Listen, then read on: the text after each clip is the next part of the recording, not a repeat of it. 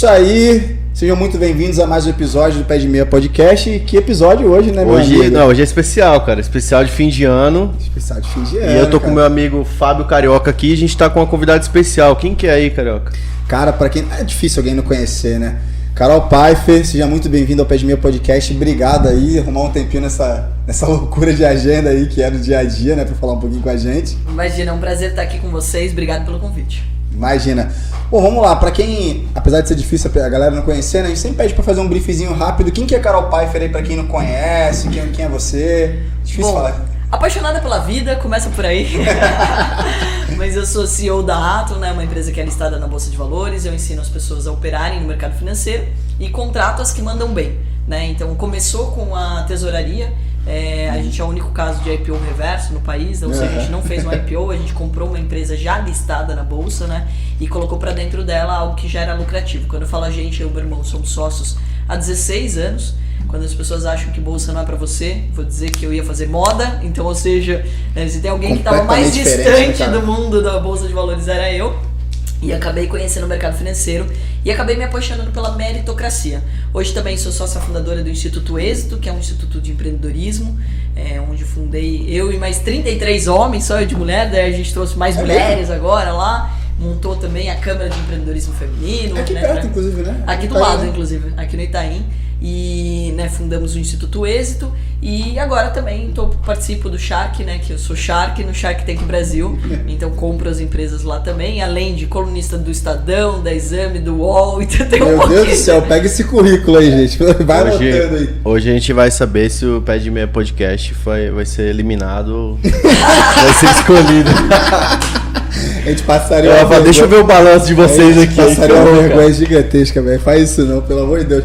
Mas de onde surgiu essa paixão por bolsa? Você começou lá com seu irmão, você tava fazendo moda, mas como é que deu esse estalo assim pra mudar completamente de área, cara? Legal, foi assim, nem cursei moda, né? Na verdade eu fui fazer primeiro administração de empresas, até brinco, né? Pra minha futura empresa de moda não ia falência.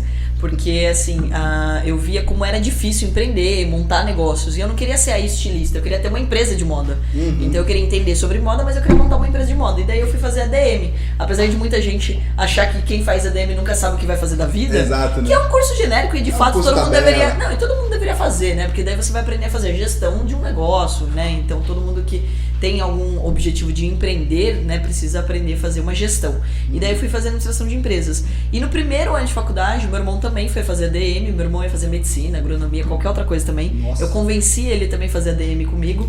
Ele foi, a gente tem 2 anos de diferença, né, mas eu sou um ano adiantada na escola, ele fez um ano de cursinho e a gente entrou no mesmo ano.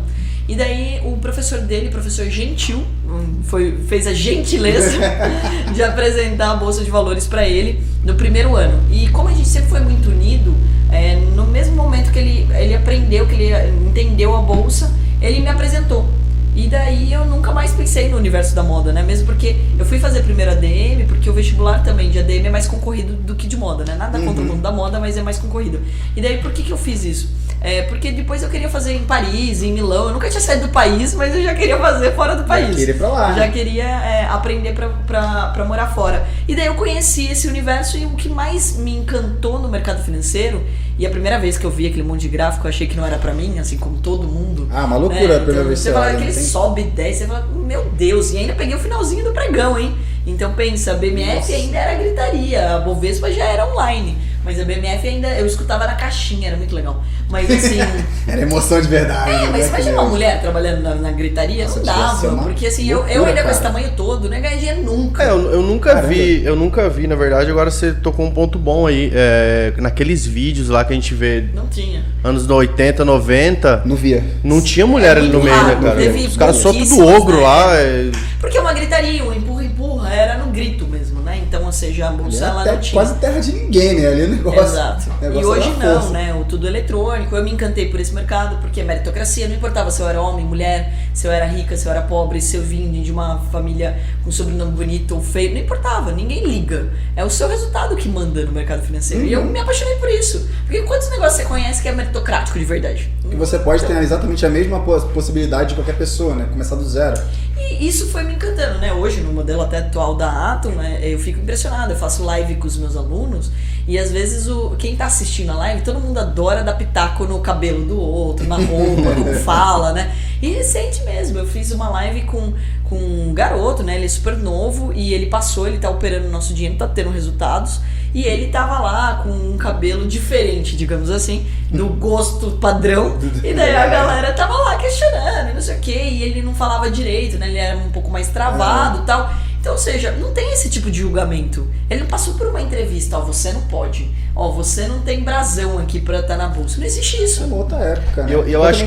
Eu acho que o mercado raiz mesmo, o mercado de pessoas comuns, ele não tem esse negócio que a gente vê às vezes na Faria Lima aqui, do cara ali com a camisetinha azul. É bonito na Faria Lima, azul, né? calcinha. É difícil andar na Faria Lima, gente. Nossa, é muito bonito, né? Pra você se destacar na Faria Lima é complicadíssimo, mas, tipo, meu Deus do céu. Assim, não, é fácil, é só você colocar vermelho, roxo, mas se é só branco, azulzinho, claro. Se você botar o padrão, meu Deus do céu, não dá todo mundo de terninho e tal, claro. todo mundo... Não, mas brincadeiras à parte, é engraçado isso, porque é uma sensação, eu sempre achei a Faria Lima demais, né? Eu tenho até um desenho animado que o Theo Torinho, né, e eu brinquei, ele falou, tem que ser Faria Limer, ele anda de patinete e anda de colete, anda com a camisa e tal. Patinetezinho.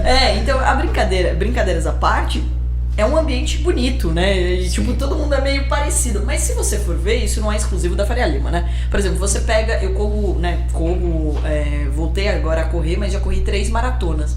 Quando você começa a andar no grupo de corrida, você identifica na rua quem é corredor. É igual, por exemplo, você já deve ter reparado, né? Eu acho que homens têm repara mais do que mulheres nisso, na pisada, você sabe se o cara joga ou não futebol. Sim. Então, ou seja, igualzinho. as pessoas elas vão criando, elas vão ficando parecidas. Você começa a identificar esses padrões. Exato, o pessoal se adapta, né? Se adapta. A gente vê aqui na Faria Lima, eu queria falar isso aqui de mercado, porque você tem um padrão de alguns funcionários na Faria Lima de empresas, geralmente uma asset, um banco, assim, tem esse padrão. Mas o operador de mercado não tem padrão, né? Você tem no Brasil inteiro o cara lá de chinelo na casa dele tá ganhando milhões. É porque assim, quando você precisa ser visto, você vai criando, você vai entrando no padrão, né? Então você vai se vestir da mesma forma que as outras pessoas estão se vestindo, porque você não quer inventar moda, você não quer ter o julgamento. Então, por exemplo, quando você fala da Faria Lima, são as pessoas que estão presencialmente ali no dia a dia. E para elas serem levadas a sério, primeiro elas precisam estar vestidas de acordo. Ninguém vai para uma reunião na Faria Lima, por exemplo, de regata, né? Você não vai, né, de bermudinha, como eu estou, eu não entro no... Tem uma reunião com o Esteves ali, o cara chega lá de chinelo. Imagina de eu bermuda, Esteves é meu sócio. Imagina eu lá com o Esteves, tipo, ele de bermuda, eu chegar lá de shorts e ele todo de paletó. Olha que você e os sócios, eu acho que talvez poderiam, né? Você tem alguns exemplos aí das pessoas que... Todo mundo vai te olhar torto, né? Então, assim, esse é o ponto. Agora, quando você tá atrás de uma tela, e eu acho que isso não é uma exclusividade também do mercado financeiro, eu acho que todo mundo que foi pro mundo digital, todo mundo que tá no marketing digital, você pega uma pessoa, por exemplo, que trabalha com tráfego, que daí, pessoal, quem não conhece, né, o tráfego é os anúncios no Google, no Facebook, a gente tá falando de nada ilícito, né? O tráfico. Tráfico de drogas, pelo amor de Deus, gente. Tá falando de tráfego, que é um profissional que cresceu pra caramba à medida que a gente cresceu com marketing digital, o copywriting, o cara que faz web designer, o designer, ou seja, eles não têm a necessidade de vestir e impressionar ou transmitir uma informação, né? Então o resultado dele diz por ele. E no mercado financeiro é justamente isso, né? Então eu acho que libertou muita gente. Eu também tenho certeza que a galera, mesmo da Faria Lima, se sentiu muito livre durante a pandemia, podendo trabalhar de casa de pijama, né? Porque todos eles... Daqui pra cima tava de social. Eu mesmo fazendo as reuniões com os meus sócios, etc., eu nunca tinha visto eles de camiseta, né? Então eu já vi eles de camisa. Então, até porque é prático, né? Você não tem que pensar muito. É as mesmas cores, você não chama muita atenção, então tá ok. E eu não tinha visto, mas assim, com a pandemia, eles trabalhando de casa, um outro cenário. Ninguém tão preocupado em colocar. E quem colocava a camisa, por baixo tava de shorts, né? Então, ou seja, é um outro universo que, se você for ver, é o melhor dos mundos, né? Você não ser julgado pela tua roupa. Sim, nossa. Né? Seria incrível, assim. Óbvio, eu acho muito difícil chegar num ponto da Faria Lima abandonar esse padrão, né? Não vai abandonar. Tomara que não, porque é tão bonito maiores, de ver, para. Não vai. Parece até Times Square, não vai abandonar esse padrão. Eu como um entusiasta continuo, né, do mundo da moda, eu fico torcendo cada vez mais porque as pessoas se vistam cada vez melhor. Eu só sou tá um pouquinho diferente já. contra. Eu sou contra sapatênis, cara. Mas você sabe, por exemplo, hoje eu vim de tênis aqui gravar com vocês, e é raro, né? Tipo, a mulher é exigido o salto, por exemplo, né? Você cria uma credibilidade ali trazendo de salto. Eu tenho um evento daqui a pouco e eu vou de salto, óbvio, né? Porque é um jantar, uma coisa mais formal. Aí é diferente. E aqui eu tô sentada, ninguém vai me julgar por causa disso. Mas também eu descobri, por exemplo, você coloca um tênis legal, ninguém te julga que você tá de social e tênis. Não. Então, ou Sim. seja, você tem algumas alternativas hoje que são muito legais. Tá se formando um padrão novo aqui na Faria Lima. Você vê muito os caras também Nossa, que só terno e usavam. tênis é o que mais tem só aqui usava agora. sapatinho, Jesus. agora tá sendo Mas, ó, terno e tênis. Já que a gente entrou nessa discussão, se você for ver, Faria Lima ele tem um perfil que ele é só de estar de acordo com o dress code, mas você não vê uma ostentação, tá? Assim, quando você Isso é vê verdade. um marketing digital, eu vejo muito uma necessidade de andar parecendo um outdoor, né? Tipo, eu preciso contar que eu tô com aquela marca, Dolce Gabbana, não sei o quê. Opa. É que existe. Gente, nenhuma crítica, tá? Mas são perfis totalmente diferentes. Se a gente for falar, o perfil Faria Lima, ele não é nenhum perfil, né? A galera do mercado financeiro não é nenhum perfil de ostentação. Pelo contrário, não se preocupe com a roupa que eu tô usando e sim com o que eu tô falando. É por isso que existe até esse meio que padrãozinho. Um padrãozinho. Branco, azulzinho. A galera não sei o quê. brinca, A tal. galera usa uma roupa meio parecida porque a roupa é o menos importante. É só para estar de acordo, porque vai receber um cliente, você não sabe como o cliente vai estar. Sim. É a mesma lógica de alguém que está prestando um serviço dentro de um restaurante. Você não pode Você exigir tá de acordo. e você não pode chamar atenção pela roupa. Você não vai ter nunca um garçom, por exemplo, vestindo uma roupa super colorida, né? A não ser que o restaurante seja temático. Mas ele vai sempre parecer ali uma roupa preta ou até o staff dentro de... Então, ou seja, não é uma preocupação. Apesar de existir muita brincadeira com o estilo almofadinha, entre aspas, aí, do Mas Faria ninguém tá Lima, tentando desaparecer por conta disso. não existe uma preocupação como eu vejo, por exemplo, da galera que é emergente, que acabou de ganhar dinheiro, de andar Nossa. com uma marca estampada. Não muito, é o que eu te Que mais vi daí, na internet, gente, nada inclusive. crítica, né? Porque a pessoa demorou tanto pra ganhar dinheiro, tá certo ela, que é usador de Gabbana, mostra pra todo Vai causar mundo. Gucci, vai. Mas não é o perfil de quem anda, por exemplo, na Faria Lima. Pelo contrário, você vai ser até meio que Vem cá, mas a zoado gente tá ali. falando da Faria Lima, mas você não começou aqui, você começou em Sorocaba, Eu né? nem sou Faria Lima, eu não sei Então, nem o que é isso. lá existe algum polo parecido com isso aqui ou não? Lá é Cara, eu sou completamente par vermelho desviado disso mesmo, aqui. né? Eu sou de Porto Feliz, que agora entrou no mapa, graças à Fazenda Boa Vista. É o metro quadrado mais caro de São Paulo. Então, Ô, louco, sério? Sabia dessa, todo né? mundo tá rico em Porto Feliz. JHSF. Você viu que eu faço. HSF. A gente na minha família, a gente faz bons investimentos até quando a gente não sabe que é um bom investimento ainda. Tô brincando. Mas no caso de Porto Feliz, a Fazenda Boa Vista foi pra lá e com a pandemia todo mundo mudou pra lá. O que era casa de campo virou casa oficial. Mas né? vocês Grandes ainda têm a amigos. casa da família lá? Minha família inteira mora lá. Meus pais, maravilha. minha irmã, meus sobrinhos, né, moram lá. O meu tio, ele tem vários loteamentos lá, tem várias terras lá. Então a minha família ainda está em Porto Feliz. Eu e meu irmão que montamos a empresa em Sorocaba, então a gente morou em Sorocaba. Eu moro em Sorocaba e em São Paulo. Então em 2019... No comecinho de 2019 eu mudei pra São Paulo, porque eu tava vivendo mais no aeroporto do que na minha casa, Ixi, e dando imagina. palestra pra tudo que é canto, e daí com o Instituto Êxito isso acelerou, e daí veio a pandemia, mas aqui tudo acontece, né? A gente sabe que em São Paulo todos os negócios, e quando a gente fala de mercado financeiro, aqui as reuniões, Tá tudo aqui, não tem jeito. tudo. Mas como que vocês foram parar em Sorocaba? Porque a gente começou na faculdade em Campinas, aí a gente começou estagiando num escritório em Campinas e a gente apresentou pro dono do escritório, na época, né, seu Augustinho, infelizmente já falecido, um projeto para mudar o gerente do escritório, né? Eu tinha 17 anos e meu irmão 19, e a gente acreditava que tinha que ter um sistema educacional, que ninguém conhecia a Bolsa de Valores porque as pessoas não entendiam. E daí a gente apresentou esse projeto educacional e obviamente ele falou, claro que não, vai aprender mais um pouquinho e depois vocês voltam. Mas o escritório era do quê? De agente autônomo. De agente autônomo. De agente Vocês autônomo, dois a começaram gente depois da começou faculdade. com isso, no primeiro ano de faculdade. Então a primeira certificação, a primeira turma de certificações que foi exigida agente autônomo, a gente participou. Tá velho mesmo, né? Então 16 anos já. Aí, 17 anos agora. Então, ou seja, a gente fez a prova, virou agente autônomo, a gente apresentou esse projeto educacional, porque a gente percebia que as pessoas não entendiam o que elas estavam fazendo ali. Sim. E para poder conquistar mais clientes, a gente acreditava que a gente precisava ensinar primeiro. E daí ele não concordou, aí o meu irmão, que é mais ousado do que eu, falou assim, então vamos montar em outro lugar? Só que Porto Feliz tem 50 mil habitantes. E não podia ser em Campinas, porque Campinas já tinha. Sim. E daí a gente montou em Sorocaba, porque Sorocaba sempre teve no radar de todo mundo que é de Porto Feliz, porque é perto e tem shopping. Cidade grande também. Em Porto Feliz não tem, né? Então todo mundo vai pra Sorocaba, né?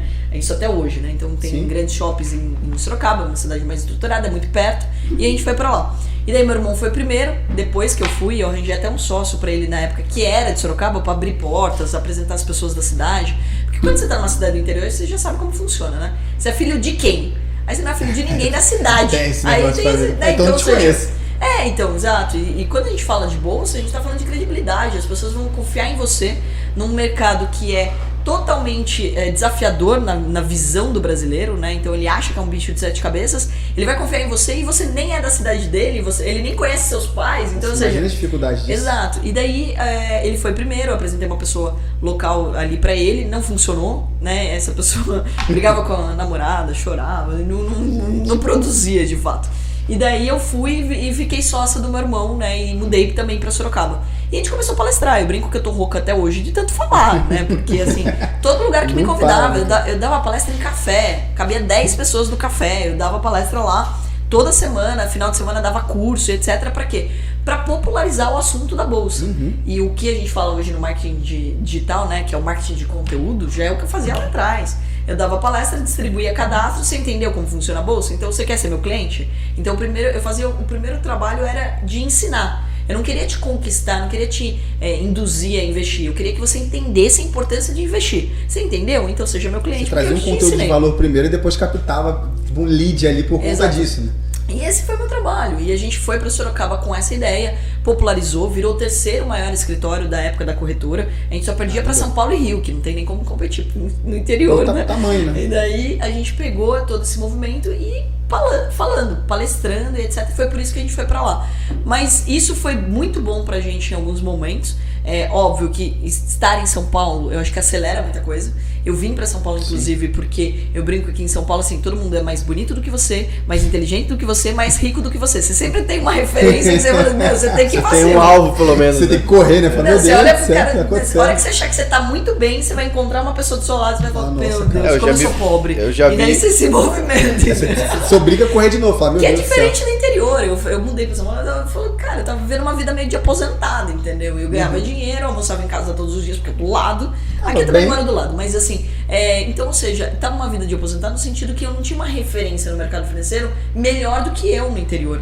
Então, assim, gente, pelo amor de Deus, eu não quero ser arrogante aqui, eu só tô dizendo que não tem muitas pessoas lá. Cidades pequenas. Exato. E que, inclusive, a gente falou agora do Esteves, por exemplo, né? Ele sempre foi meu objetivo ser sócia dele. Eu sempre achei ele incrível, né? Eu acho que ele homem, né? Deus. Que homem. Não dá. André Esteves, cara. A família inteira. Eu conheci também a esposa dele. Meu, uma família incrível. Então, ou seja, mas como profissional, eu admiro a tesouraria que ele montou, o time que ele montou. E como eu tenho uma mesa de traders, e eu gosto de operar, né? Eu não entrei, né? A galera às vezes vê o vídeo e tudo mais, um curso, por exemplo, eu não entrei no curso porque eu queria. Ter tempo, cara? Tem uma coisa que chama agenda, ela funciona às vezes. Hoje Celularzinho, às vezes. Aqui em São Paulo eu tô aprendendo que a agenda ela não é muito fiel, né? Porque o trânsito atrapalha. E hoje eu acabei me atrasando aqui, né? Pra gravar com vocês, mas em geral, por exemplo, agora não vai tocar meu telefone, porque todo mundo sabe que eu estou com vocês, que eu tô gravando. Uma das coisas que eu fiz pra caber tudo isso foi de compartilhar minha agenda com todo mundo que trabalha comigo.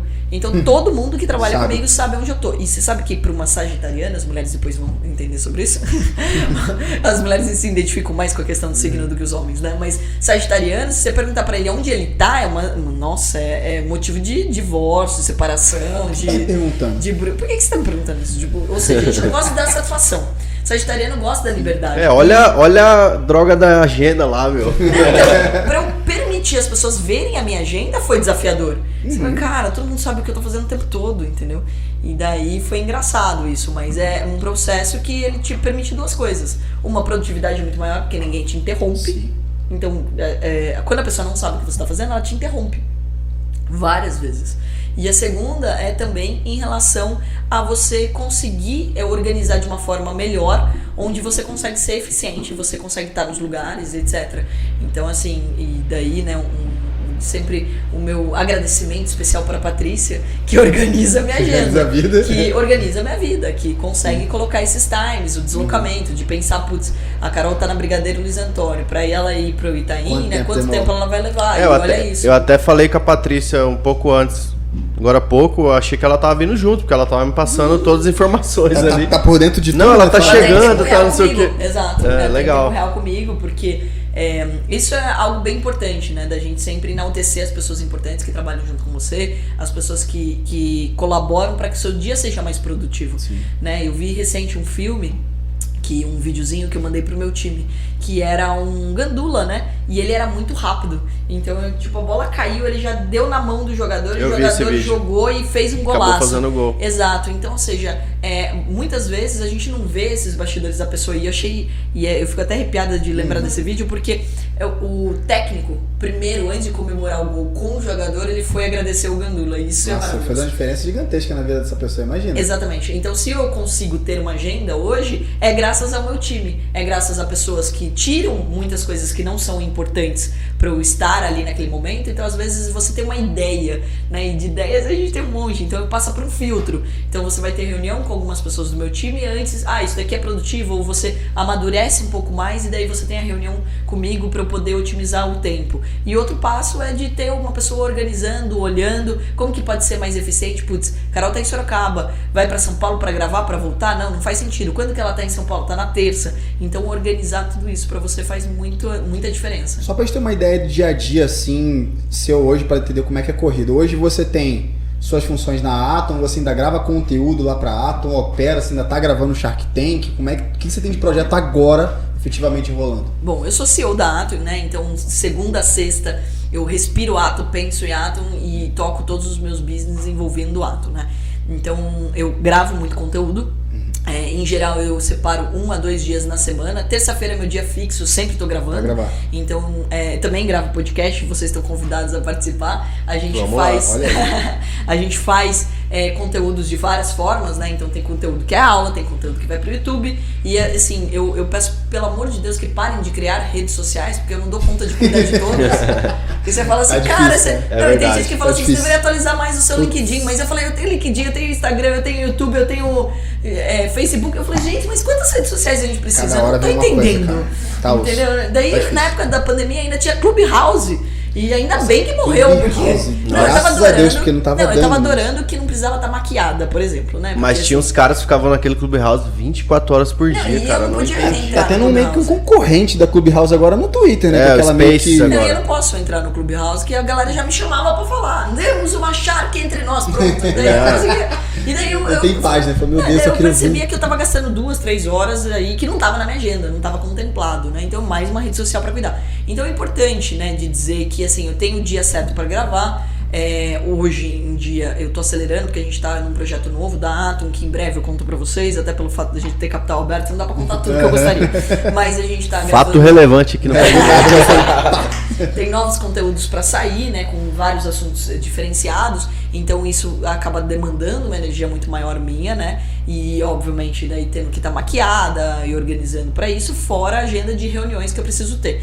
Então assim, isso tudo colabora pra que a minha agenda ela seja realmente bem grande e bem corrida. Né? Hoje vocês têm quantos colaboradores na Atom? Então, de traders a gente tem aí aproximadamente 100 e poucas pessoas operando nosso dinheiro. Já teve mais, mas às vezes as pessoas por falta de disciplina acabam perdendo dinheiro e acabam tendo que fazer a avaliação de novo, né? Mas corte. Exato. Mas a gente tem isso e fora o time, né? Todo entre representantes, né? Vendedores, franqueados, embaixadores, atendimento, jurídico, compliance, etc. Então hoje é uma galera, né? Que trabalha dentro do nosso time. Todo dia alguém é contratado e a gente tem vagas abertas, inclusive. Quem tiver aí interessado em trabalhar conosco, o link aí pra quem no Atom Educacional tem sempre a área, tanto para mentores quanto para vagas, né, de diferentes áreas, desde marketing, atendimento, jurídico, sempre tem vagas abertas dentro do nosso time.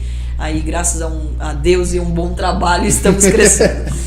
Mas voltando assim, acho que é importante de dizer, né, que eu coloco daí de final de semana aos sábados, eu tenho reunião com todos os investimentos que eu fiz no Shark.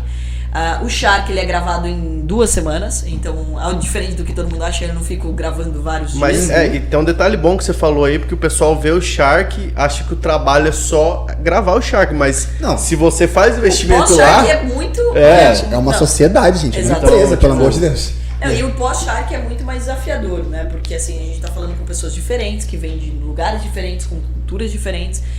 Hoje eu tenho 17 empresas que eu investi em 2 temporadas, e fora que assim, além de alguns outros investimentos que eu coloquei no mesmo grupo. Eu coloquei todos no mesmo grupo do WhatsApp, pra vocês terem uma ideia.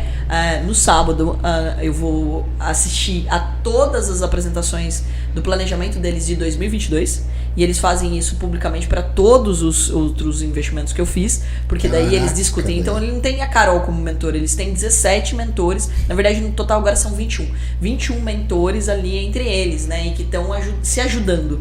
E é muito legal porque, primeiro, também eles reduziram muito custo, né, então vou contratar uma assessoria de imprensa. Pô, se eu tenho um grupo com 20 pessoas, 20 empresas, vai custar menos. Marketing e todos os outros serviços que eles precisam, contabilidade, jurídico e tudo mais. Então esse é um ponto importante. E então de sábado e feriados eu estou 1000% dedicada a dar mentorias e acompanhar os investimentos que eu fiz.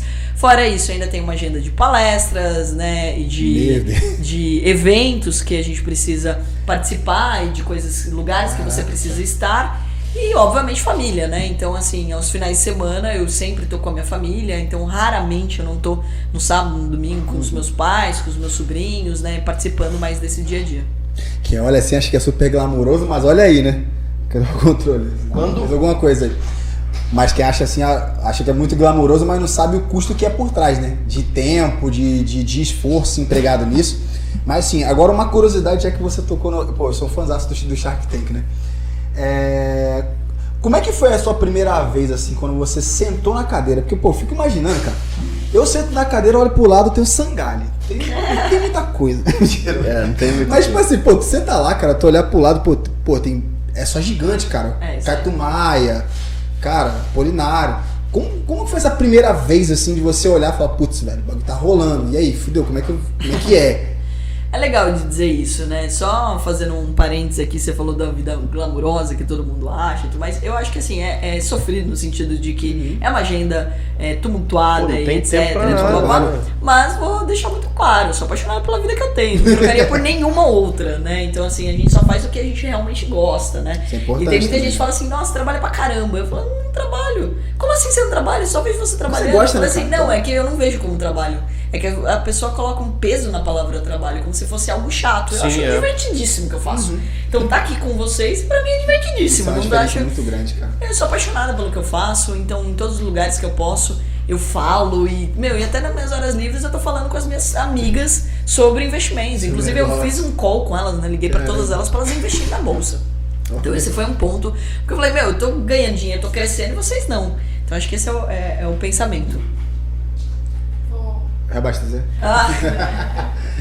Então, legal de dizer que, assim, no caso, né, você perguntou do Shark. Quando eu fui convidado pro Shark, você sabe que há uns 10 anos, quando eu já gravava vídeo, a produtora que me gravava, um cara falou assim pra mim, você tem um perfil pro Shark Tank. Eu falei, o que é Shark Tank? Aí eu olhei o programa e falei, caraca, não tinha aqui ainda no Brasil, nem tinha aqui ainda no Brasil, caramba, né? E era uma piveta. Eu falei, nossa, obrigado, eu fiquei lisonjeada com o seu comentário, mas eu acho que eu não tenho nem perfil, nem idade pra estar no Shark, né? Nossa, mas eu vejo muito, você e seu irmão, acho que vocês têm esse perfil. Obrigado. Então, eu achei muito legal isso, né? E ficou no meu radar. Quando o Shark veio pro Brasil, obviamente não fui convidada, né? Eu era piveta demais, ninguém sabia que eu existia aqui em São Paulo direito, né? Sim. Porque você tá no interior, essa é a desvantagem do interior, você fica muito isolado. A visibilidade, disso, né? É diferente. E por muito tempo eu ganhava dinheiro, ninguém sabia que eu ganhava dinheiro. Eu acho engraçado quando as pessoas acham que eu ganhei dinheiro ontem, né? Tipo assim, por exemplo, né, quando eu falo, nossa, agora que ela tem capital aberto, ela mora numa baita casa. Eu moro antes de ter capital aberto. É por isso que eu comprei a empresa de capital aberto. Então, assim, puta trajetória, cara. Falando nisso. Tipo, é curioso, né? As pessoas elas têm uma visão, elas te conheceram agora, elas acham que você ficou rico da noite pro dia. Então eu não tinha essa exposição. Então só complementando, e daí eu comecei a ser convidada, começaram a falar meu nome, nossa, você tem perfil pro Shark, você tem perfil pro Shark. Quando eu fundei o Instituto, eu acho que eu comecei a dar mais palestra até do que eu dava antes, e as pessoas, nossa, você deveria estar no Shark, você tem perfil do Shark. E daí a Fabi Saad, que é uma maravilhosa, que é do Mulheres Positivas, me conheceu, me entrevistou e falou, você tem perfil pro Shark? Eu falei, tá bom. E eu não sabia, ela indica algumas, ela dá também sugestões lá. Obviamente que quem aceita ou não é o Sony Channel que escolhe, né, que tem o direito da marca, e daí que representa aqui no Brasil, e que produz, inclusive. E daí eles marcaram uma reunião comigo. E quando eles marcaram a reunião, eu achei que ia ser convidada pra, sei lá, como convidada, que é um dia só, Sim. ou meia temporada, ou uma... Não sabia o que ia ser. E daí o que aconteceu foi que eles tiveram reuniões e reuniões, a pandemia no meio, então atrasou as gravações. E daí quando eles falaram, não, você vai substituir um dos Sharks, e você... Eu acho que essa foi a pior parte, assim, porque substituir alguém no Shark, entendeu? É um puta peso. Porque além de você sentar com grandes pesos, que são 4 Sharks de peso... Já tem que ver quem que era que tava antes, né? Você fala assim, cara, eu tô substituindo alguém, então já vem um julgamento, as pessoas já falam, puta, você tem que ser melhor do que quem tava, não sei o quê. E eu tava substituindo a Cris, que ela já tava 4 temporadas, né? Então, ou seja... E daí muita gente me perguntava nas entrevistas que eu dei, você vai ser brava que nem a Cris? Você vai fazer isso que nem a Cris? Eu falei, gente, eu vou ser a Carol, é só isso que eu posso prometer, não sei como, né, ser... Não tô me comparando com ela tem uma baita trajetória e eu acho que eu devo ter alguma coisa que o Shark enxergou que é positivo, então é por isso que eu tô lá. E assim, é meu dinheiro, né? No final do dia você vai cuidar por mim? Então não dá pitaco onde eu invisto, né? Então, ou seja, deixa eu fazer o que eu sei fazer aqui, cara. Mas dinheiro... eu confesso que no primeiro dia de gravação eu tava tremendo. A água aqui do lado, eu pegava a água, eu tava tremendo, eu parei de beber água aquele dia.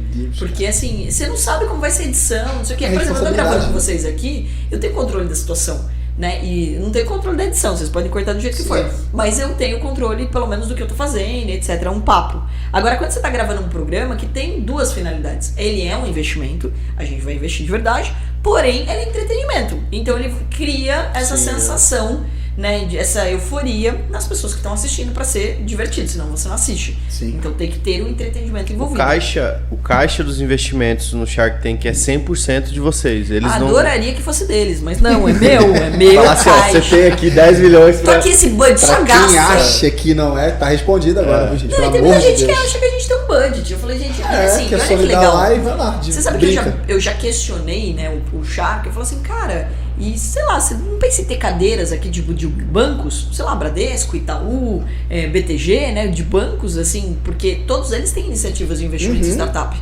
E a resposta deles foi muito legal, porque falou assim, não, porque um executivo, gastar o dinheiro dos outros é fácil.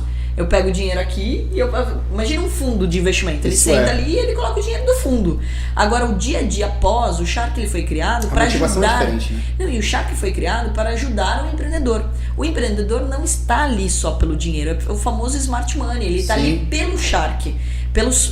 Pelos investidores ali presentes. Então ele está ali porque eu posso agregar na vida dele. Ele espera ter o meu celular. Ele espera conseguir falar comigo. Que foi uma das dúvidas que eu tive no começo. Eu falei, o que os empreendedores esperam de mim pós-Shark? Foi a primeira pergunta que eu fiz pro pessoal da Sony, que eu queria saber o que eles esperavam de mim. O que eu faço depois? Eu falei, beleza, comprar é fácil, né? Network, né? Assinei aí, o que eu faço depois. Até eu brinco sempre, né? Tinha uma pessoa que trabalhava comigo que tava gastando bastante do meu dinheiro. Eu falei, gente, gastar eu sei. Agora, tipo, dar resultado com aquilo que é o que todo mundo precisa, né? E daí eles me levantaram isso. Eles falaram assim, olha, a maior reclamação, a maior desavença que pode acontecer, alguns Sharks já participaram, foi do Shark não dar tanta atenção para o empreendedor. Então eu falei, não, é isso que eu não posso acontecer. Então todos os investimentos que eu fiz, tem o meu celular pessoal, tem reuniões comigo, são reuniões individuais e reuniões em grupo. Então, ou seja, é como você trata após. E é o meu dinheiro, pessoa física, inclusive porque se fosse Atom, eu teria que sair um fato relevante antes do programa ir ao ar. Sim. Eu ia ter que estragar o show, né? Porque daí eu ia contar que eu investi, por exemplo, em vocês antes de o episódio pro ar. É o seu mesmo, então é você se dedicando, é você que tá cuidando do negócio. Carol, pessoa física, que por isso que eu falo que eu separei meus sábados e meus feriados, porque eu também tenho minhas atividades como Atom, e eu acho que o mercado espera que eu esteja respirando Atom também durante a semana. Claro. Então é um projeto paralelo a isso, que óbvio, eu vi com muito bons olhos pra gente popularizar o mercado financeiro. Eu fiquei muito grata com o convite, porque a gente teve a chance, nós, do mercado financeiro, de quebrar algumas objeções que a galera tem, né? Que quem é do mercado financeiro é ganancioso, é mesquinho, só quer saber de dinheiro, não sei o quê. Então acho que esse é um ponto, né? Cara, e qual foi a primeira? Você falou assim da primeira sensação, né? Tipo, do primeiro dia ali, tremer e tudo mais, mas qual foi a primeira hora que você comprou Comprou não, que você participou e investiu na primeira empresa. A primeira empresa que eu comprei, se não me falha a memória, foi a Florent, que foi uma empresa de roupa, moda circular, que eu acho incrível, né? Porque a Florent, ela trabalha a refibragem e ela tem esse conceito de alfaiataria, tá voando, já fiz vários contatos pra ela, etc. Legal. E me conectou, né? Porque era moda. Assim, eu senti que, eu não fui... O motivo pelo qual ela escolheu o mundo da moda circular foi justamente porque ela não concordava com o modelo tradicional da moda, onde tem muito desperdício, onde tem muito abuso, onde tem realmente paga-se muito mal, né? Então, para quem está efetivamente trabalhando nas peças, né? Então, ou seja, toda uma preocupação social ali. E daí eu gostei muito desse projeto, eu fiz uma proposta, eu falei pra ela, eu já sabia assim que eu era mais interessada em moda ali do que os outros, e daí eu falei pra ela que ela tinha que fechar comigo naquele momento. Mesmo porque ela tava, assim, nervosa, ela tava assim, quase chorando ali, ela chorou em alguns momentos do episódio, ela se emocionou bastante, então eu falei, cara, vamos acabar com esse sofrimento aqui, eu vou te dar exatamente o que você pediu e tá fechado, né, não sei nem nunca vai dar, mas eu vou te ajudar. Vamos lá. Eu vou te ajudar, e daí a Camila volta e pede pra fazer uma proposta e tudo mais. E daí, assim, não tinha nem como negar uma proposta da Camila entrar. Se fosse nas condições naturais de uma sala de reunião, eu estivesse aqui com vocês e vocês voltassem atrás, eu ia matar vocês. Não vou fazer. Já voltou acabou. Atrás, esquece. Você cai fora. Mas, assim, naquela situação, não tinha como. E, assim, a Camila propõe, desses 10% a gente vai dividir em 2%. Eu falei, não, então pede mais 10%, coloca mais dinheiro. Então ela vai ter mais caixa. Então, como que eu vou negar caixa mais dinheiro pra empresa, né? Eu podia até ter vendido mais caro já pra Camila, né? Porque eu tinha entrado primeiro. Mas assim, a Camila tem um baita peso no universo feminino, né?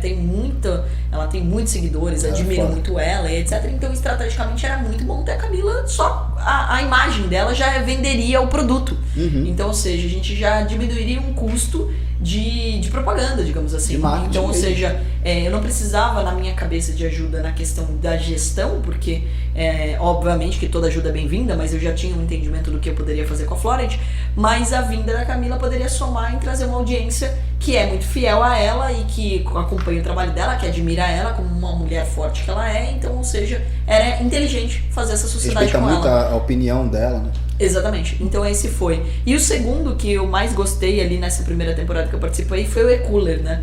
Que todo mundo dá não. Foi o que eu comentei com você. Antes da gente começar aqui, eu tava comentando com ela desse E-Cooler. Eu falei, cara, acho que dos que eu vi seu, eu falei assim, eu acho que eu investiria de cara se eu tivesse grana, foi nesse cara. Eu achei muito legal a ideia desse cara, velho. Foi genial, mas eu tava nova no programa. Eu também não sabia como eu poderia agregar na vida dos empreendedores. Pra mim era tudo muita novidade, né? Eu não tinha uma aceleradora ainda. Hoje eu tenho uma aceleradora, eu montei toda uma estrutura pra ajudar. Eu tenho até uma sala pra eles. Né? Então eu montei uma sala física, eles também têm um espaço para eles poderem gravar, porque hoje tudo é gravado, né? A gente tem que ter um estúdiozinho aqui para eles em São Paulo, tem um hubzinho para isso. E foi interessante porque o E-Cooler tinha tomado não de todo mundo, inclusive meu.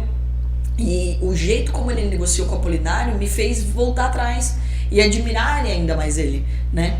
Então é incrível isso, porque a gente ao longo do pitch, ao longo da cena ali, a gente vai mudando a nossa opinião sobre aquela pessoa, porque a gente acabou de conhecer a pessoa.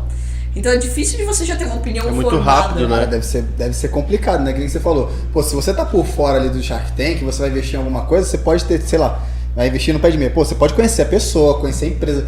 Às vezes demora meses pra sair um deal, de verdade. Mas e uma polêmica, uma polêmica que alguém lá já, tipo... Não vou dizer tomou assim, né? Acabou ganhando uma negociação que você queria a empresa e você não conseguiu investir ou não aceitaram dividir. Eu já tomei muito não. E assim, ninguém me conhecia lá, né? E assim, eu sou a menos famosa ali, né? Tipo, eu sou do mercado financeiro e eu falo isso e a galera até virou meme, né? Tipo, eu sou do mercado financeiro. E daí eu falo assim, como se fosse ruim ser do mercado financeiro. Gente, é maravilhoso. Pelo amor de Deus, é ótimo. Maravilhoso. Significa, eu não sei se vocês leem as entrelinhas, mas no mercado financeiro significa que eu conheço de todos os setores, porque o mercado financeiro é muito amplo. Então a empresa listada, as empresas listadas na bolsa são de vários segmentos diferentes. Muitos setores. Eu entendo de mercado imobiliário, eu entendo de varejo, eu entendo de bancos, eu entendo de várias coisas, porque eu tô no mercado financeiro. As variáveis de cada um desses setores. Exato. Então, ou seja, a frase eu sou do mercado financeiro é óbvio que eu olho números, então, ou seja, não tente me enganar em relação a isso, no sentido de não tente me tapear que você não sabe seus números, porque eu vou perguntar. Então, Você chegou até o Shark, se prepara, pelo amor de Deus, né? Eu acho que assim, você tá lá ocupando a vaga de alguém, então se prepara, eu acho que é o primeiro ponto. E segundo ponto bem importante é de dizer que, como eu não era conhecida, tem gente que é fã pra caramba. Essa última temporada, pô, a minha humilde opinião, tô fazendo um bom trabalho com os investimentos que eu fiz. Ótimo. Nossa. E eu também não, né? Assim, eu perdi, por exemplo, pro Caíto e pro Fagundo, com uma coisa que a minha proposta era exatamente o que foi pedido e combinava com a E-Cooler, era uma churrasqueira lá sustentável também. Já tinha visto ela e eu sei que daria pra produzir, até um pouco diferente, mas putz, a pessoa já fez, ela foi ali e tal. Esse meu sócio, o Jean, ele já tinha mostrado esse projeto. Então eu falei, putz, combinaria muito, casaria. Você comprou o E-Cooler e já comprou a churrasqueira e lindo. E eu já tava envolvido nesse mundo do papelão que tá difícil pra caramba, né? Porque com dólar nas alturas ficou muito mais interessante exportar do que vender internamente. Mas enfim, foi desafiador ali porque eu fiz a proposta, 20% que ela tava pedindo, acho que o Caíto e o Facundo pedem 40%, mas o cara era mãe e filho e eles são super fãs do Caíto. E daí eu perco. Né? Então assim, e teve outras situações, já perdi pro Apolinário, já perdi pro Semenzato, já perdi pro Camila, já teve vezes que eles juntaram os 3 contra mim, então ou seja, e eu tô nem aí, eu tomo bronca, entendeu? Tipo, eu vou pra cima e tal, mas eu não me arrependo assim de ter perdido não, porque comprei tanta coisa boa já. E assim, eu sou tão orgulhosa dos meus filhos, né, dos investimentos que eu fiz. Aí um ponto, você já se arrependeu de investir em alguma empresa no Shark Tank? Não me arrependi. Aí imagina a pessoa. Eu faço terrorismo. Não, eu faço terrorismo com eles. Porque assim, eu falo pra eles assim, ó. Não pode falar que você arrependeu de uma, porque ninguém vai saber qual que é, né? O cara vai ficar só isso. Até agora, teve uma empresa que eu não pude investir, que ela não passou na due diligence, porque ela tinha um processo rodando e que inviabiliza o negócio. E daí, obviamente, eu pedi pra ela corrigir isso e tô aberta, se ela corrigir e voltar, a gente conversa, mas que inviabilizava o negócio e era uma das que eu tava mais entusiasmada, assim, é um segmento que eu gosto muito, é um setor que eu adoro e que eu não pude investir, então eu fiquei magoada em relação a isso, queria que tivesse redondinha a empresa, mas não tem, os meus, né, os investimentos que eu fiz, eu tenho muito orgulho de dizer que eu me descobri uma boa analisadora de pessoas, porque não são negócios, são pessoas, e as pessoas ali, elas têm os mesmos valores, elas se conectam, elas são do bem, sabe, elas são otimistas, é muito legal. E eu faço um terrorismo já no primeiro dia. Eu gravei até quinta-feira, saí do estúdio 10h30 da noite, cheguei em casa moída, no outro dia 9h da manhã, eu estava em reunião com todos os investimentos que eu fiz, com a minha advogada, o meu time de due diligence que faz toda a análise dos dados e o meu time de consultoria, porque independente dela assinar comigo ou não, já começa a consultoria, então tem 2 meses de nivelamento, onde eu arrumo marketing, RH, finanças, etc, de todas as empresas, e daí, todas elas. E daí, o que aconteceu? Eu já faço esse terrorismo de que assim, olha, você veio até aqui, você tá pegando meu dinheiro e o meu tempo, então faça jus a isso, porque você tá ocupando a vaga de outra pessoa. E se você não der certo, você tá afundando o nosso país, porque você não tá colaborando com ele, né? Então eu acho que esse terrorismo... Na cabeça da pessoa do outro lado, meu Deus do céu. Agora começou. Tem que jogar essa real. Tem que ser, você decidiu empreender, claro. Senão você tem que ser responsável. Esse negócio de é normal quebrar, não é normal quebrar não. Ah não, porque 20% vai dar certo. Eu falei, não, aqui todo mundo 100% vai dar certo. E se não der certo, a gente dá um tapa e vai fazendo dar certo. Então, ou seja, a gente precisa ter essa consciência. Você não veio aqui pra perder, você veio aqui pra ganhar. E eu acho que é importante dizer, o meu irmão sempre fala isso, eu admiro ele pra caramba, ele fala assim, empresário, ele não vai à falência, ele desiste. Então, ou seja, você tem que fazer as coisas bem feitas. Cuida do caixa e aqui, assim, esteja disposto que a gente vai fazer dar certo. Nem que a gente tenha que pivotar 20 vezes, mas isso daqui vai dar certo. E eu acho que isso tem a ver com o mercado financeiro, justamente por você vir daí, né? Porque você pode ouvir isso, talvez em algumas empresas, empresários, empreendedores falando, mas no mercado a gente entende também que uma empresa de capital aberto nunca vai à falência. Não vai à falência. Não pode. Até o humilde operador ali, o cara no seu quarto ali operando na bolsa, ele não pode quebrar, cara. Né? Então tem que ter um gerenciamento de risco, né? Eu já vi você falando muito disso. Que na Atom vocês focam muito nisso também. Fala só um pouquinho disso aí. Dentro da Atom a gente foca justamente no gerenciamento de risco, que o gerenciamento de risco ele tá presente na tua vida, né? Então, ou seja, você saiu, né, de carro, Se não colocar o cinto de segurança, você tem uma chance de morrer, de ter um acidente grave, não por sua culpa. Alguém pode bater em você. Então, o gerenciamento de risco é você assumir que você não tem controle sobre todas as situações. E se você não tem controle, você precisa ter ali sempre um limite de perda, você tem que ter uma proteção que te mantenha vivo. E no mercado financeiro não é diferente. Eu fico muito orgulhosa de falar sobre a Atom, porque dentro do nosso time a gente está protegendo pessoas. A gente está permitindo que as pessoas não vão para o mercado sozinhas, percam dinheiro, estourem seus limites e acabem gerando prejuízo. Então hoje a gente tem muitas histórias tristes no mercado, porque as pessoas, primeiro, não se preparam antes. Então a falta de preparo, toda vez que saem aquelas pesquisas, day trade, as pessoas não ganham dinheiro, tem mais história triste que feliz. Mas por quê? Ninguém vai a fundo e inspeciona nessa pesquisa, por exemplo, qual é o conhecimento dessas pessoas. Como que, assim, para ser trader você não passa por uma prova. Você não é igual gestor, que você tem que ter uma certificação. Então você pode abrir uma conta numa corretora, você colocou dinheiro e você vira trader. E daí o problema disso é que você não tem uma profissionalização da profissão de fato, né? Então, ou seja, você não tem um estudo prévio. E é isso que precisa começar a ter. Então, eu acho que assim, o primeiro passo foi esse, né, dentro da própria Atom. Então, a gente primeiro montou a mesa de traders, a gente montou como WHPH, não me julguem agora, que é Work Hard, Play Hard. Nunca achei que ia ficar público. Eu gosto dessa frase. Acho que eu uso. Eu nunca achei que ia ficar público. Eu uso ela no meu WhatsApp, essa frase. Mas é um lema, né? Eu acho que é um lema ótimo de vida, que né? Você se divertir pra caramba e você trabalhar duro pra que você possa se divertir de fato, e é o que a gente faz.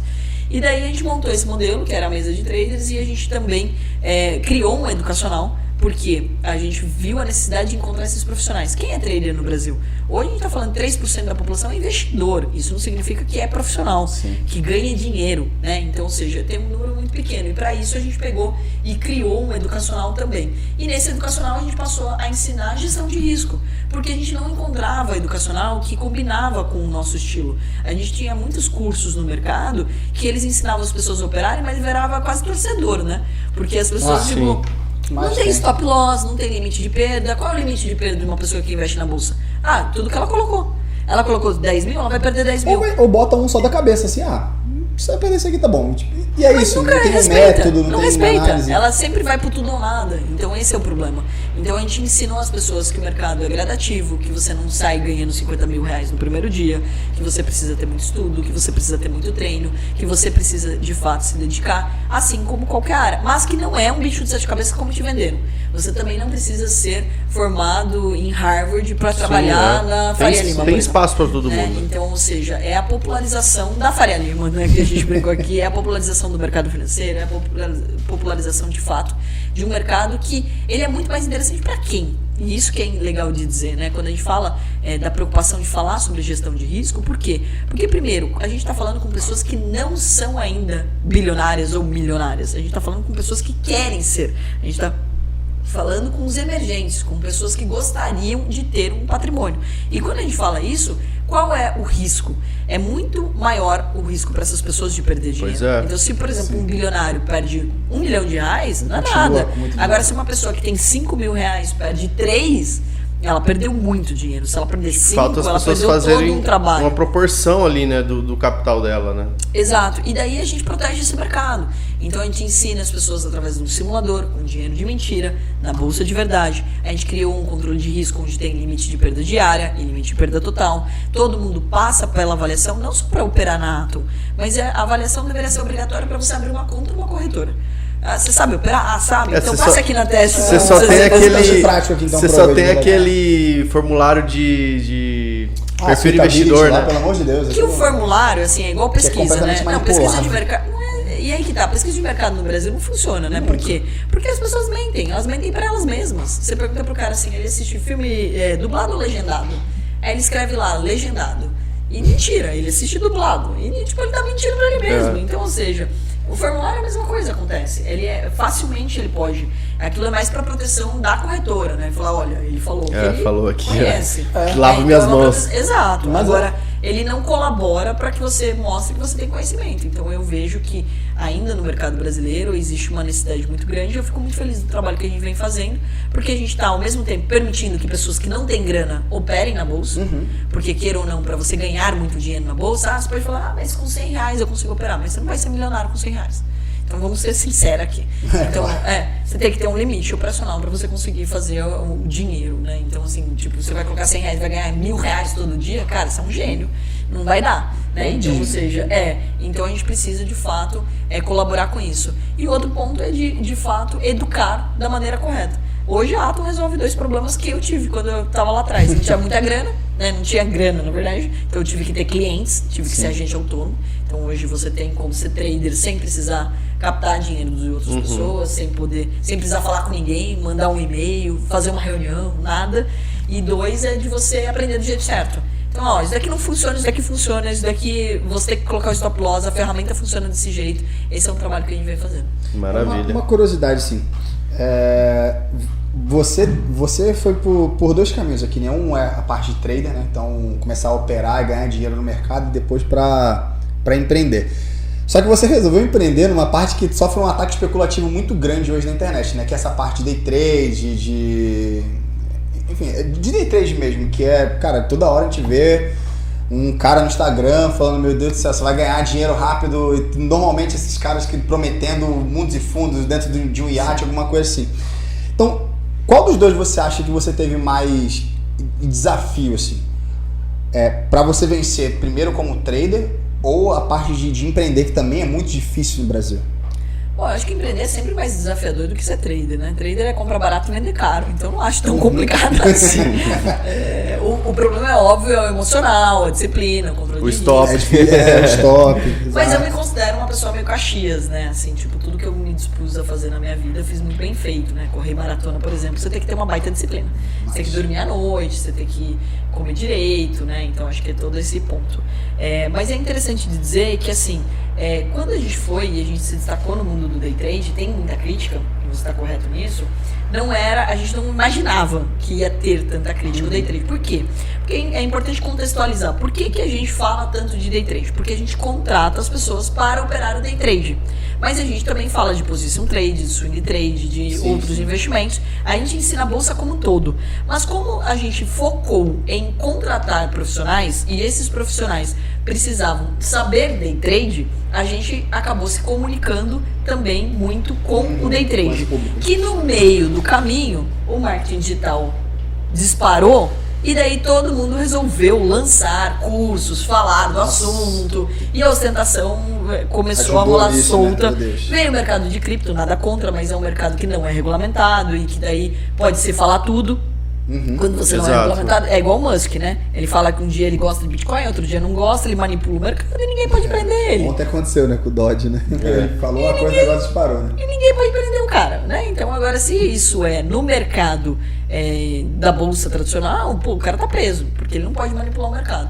Então, assim, esse avanço que teve do marketing digital, ele beneficiou muitas pessoas, mas também prejudicou muito a cultura, a educação, porque trouxe um monte de gente que são os famosos gurus do mercado e tudo mais. E, gente, isso não é só na bolsa, tá? Assim, a gente vê o day trade como criticado, mas, assim, eu vi um movimento também de, você não precisa gastar tanto tempo pra ganhar dinheiro, você pode ser coach. Eu falei, cara, vocês estão desmerecendo a profissão do cara, entendeu? Teve esse momento também na internet. Nossa, você não precisa saber nada, você pode ser coach, como se a profissão coach não exigisse uma experiência. Pelo contrário, é uma profissão, inclusive, que eu admiro pra caramba e necessária.